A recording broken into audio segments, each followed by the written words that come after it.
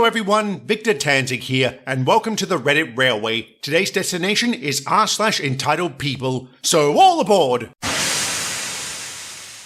When my husband and I got married, we received a china set with sterling silver flatware as a wedding gift. It contained 12 sets, which was too many for our family, so we decided to sell 4 of them. I posted them in our local Facebook group with photos and details about each piece. A lot of people responded very quickly. I later found out this particular set was very popular and was on back order in many places. I'd also said first come first served, which is probably why I got over 150 comments and messages about it. One of the DMs I got was from a middle-aged woman who I'll call Karen. One thing I didn't know about this particular group was they had very strict rules about selling items. Like I said, I was selling them on a first come first served basis, but I had to skip a few buyers after it became apparent they weren't willing to pay the asking price. So technically I was violating the rules. Karen told me if I sold her the sets, she wouldn't report me to the admins. I was kind of annoyed but wanted to be done with the whole thing because the comments were getting nasty. I also wanted the sets gone. I told Karen if she met up with me at a mutually agreed upon location after work, I would sell her the sets. She agreed and we sorted out the logistics. Then she sent me this message. By the way, I only plan to pay you $8 per set. I'll take all 4 of them. I actually lolled at this and told her the price was firm at $60 each. I reminded her there were countless other potential buyers who were willing to pay that.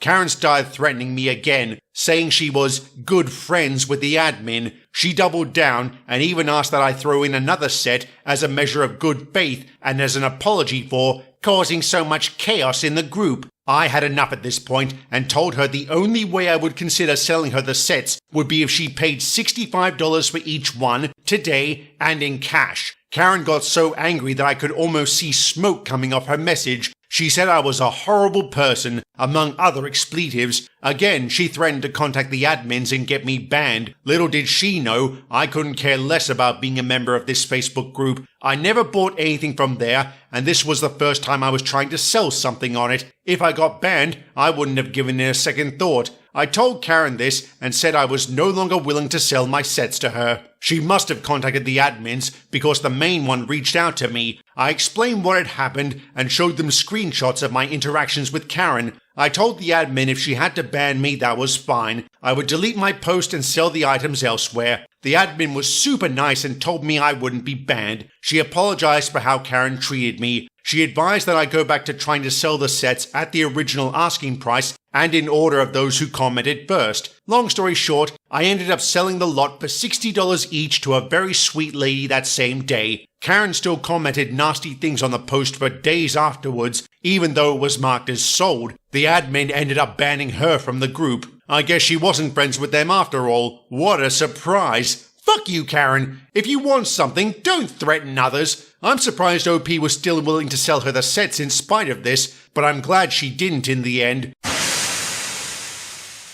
My aunt was one of 2 kids my grandparents had. She worked from the age of 12 in my grandfather's shop, never asked for anything, and eventually managed to start her own business. My aunt never held down a job until she was 26. She constantly stole from her parents and was always in trouble. Despite this, my grandmother spoiled my aunt and all 3 of her kids, my cousins. They're all losers too. It didn't matter what they did, my grandmother would always defend them. She never had time for my mum or any of her kids unless it was to get something from us. The only reason my mum would visit her was because she loved my grandfather. My grandfather passed away in 2004. A few months later, Grandma decided to write up a new will. My mother and aunt were present when she signed it. According to the terms, when she passed, her home would be sold. The money would be split 25% between them, with the remaining 50% distributed among the grandchildren. At the time, the home was worth over £500,000, so it would be a nice little inheritance. In 2010, my mum died in an accident and didn't have a will. She no longer had her business and was renting a house. She didn't have much in the way of monetary value, and the only thing she was concerned about was her funeral. Luckily, she had told me everything she wanted. The music, the flowers, the coffin color, and even what people were to wear at the funeral. She wanted bright, warm colors. When she died, my aunt and Nan took over all the arrangements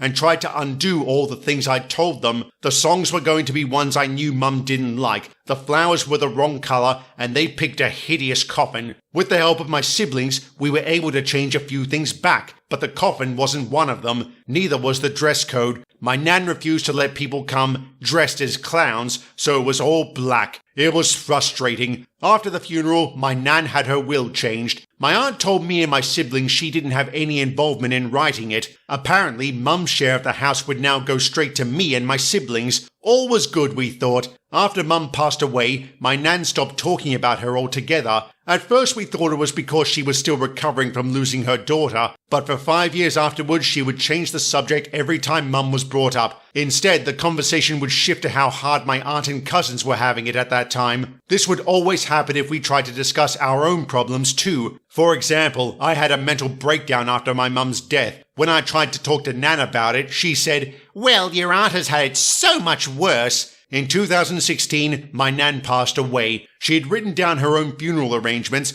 and it was basically everything she had picked up from my mum, right down to the music. It was obvious she had used my mum's funeral as a dress rehearsal for her own. A couple of months afterwards, my siblings and I were waiting to hear about the will. My aunt kept saying, "Oh, it'll be another month before we can do the reading." I didn't mind. I wasn't fussed about the money, to be honest. But my older brother, who was getting married, wanted to use it to pay for a nice honeymoon, and my younger brother was about to start university, so the cash would have been a big help. Eventually, my dad bumped into the solicitor my grandma used to draw up her will. He asked why the reading had been delayed so long. The solicitor let it slip the will had already been read, and everything had been left to my aunt. My dad began asking a lot of questions. Looks like my aunt had lied. She had been involved in writing Grandma's new will. When confronted, my aunt admitted this was true. She showed us the will and it confirmed she got everything, which included the house and everything therein, such as my grandpa's war medals. When I told her granddad had promised those to me, she said, "Well, unless you have it in writing, you will have nothing in this house.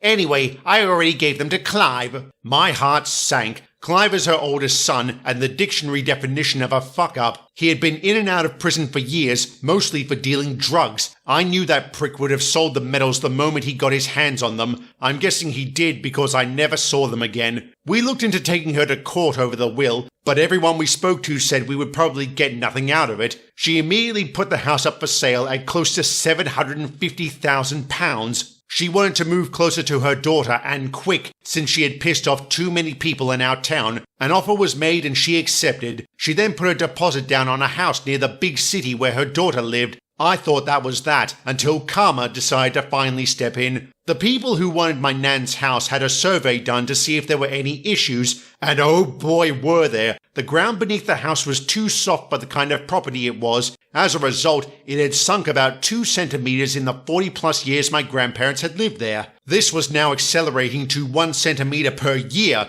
Within the next 3 years, the house would need some serious work or have to be knocked down. After this discovery, the value of the house plummeted to around £60,000. The buyers immediately pulled out. My aunt couldn't afford her new house since she didn't have the money, but she still had to pay the deposit. She was living in a council home at the time, and while this was happening, she let Clive move in with her. The thing is, he wasn't allowed to live in any council homes because he had trashed all the previous ones he was given. Someone reported this. She was kicked out and forced to move to my nan's house since she couldn't live anywhere else. She was stuck in that crumbling home for 2 years with her deadbeat son and partner. Every time I saw her, she would try talking to me. I would just ignore her and walk off. One time while doing this, she screamed, "Your mother deserved to die for having a retard like you." She did this in the middle of a busy street, which caught the attention of the police. She was given an official warning and was ridiculed on Facebook for it. Every time I saw her after that, she looked more and more miserable. Eventually, she sold the house for something like £85,000 and moved in with her daughter in the big city. I lost contact with her and her kids after this.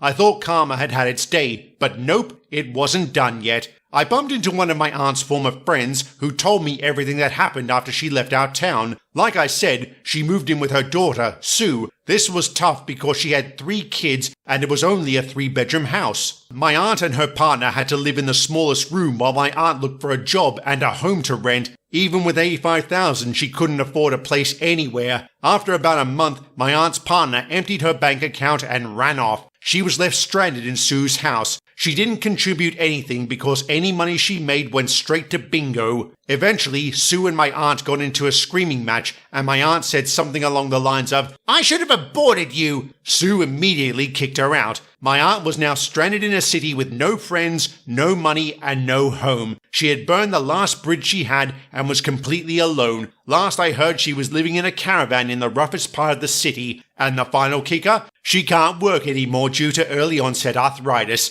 Oh man, Karma really had fun here. Every time I read stories like this, it only reaffirms my position karma is a real force in the universe. Granted, it doesn't always strike, but when it does, we get gems like this. The aunt deserved what she got. I kind of wish the grandmother had too. She clearly favored the aunt over OP's mum. On that note, sorry about your loss, OP, but at least you got to watch your aunt reap what she sowed. And with that, I'll end the video here. Like, share, and subscribe if you haven't already, and leave a comment down below. Thank you very much for watching, and have a good one.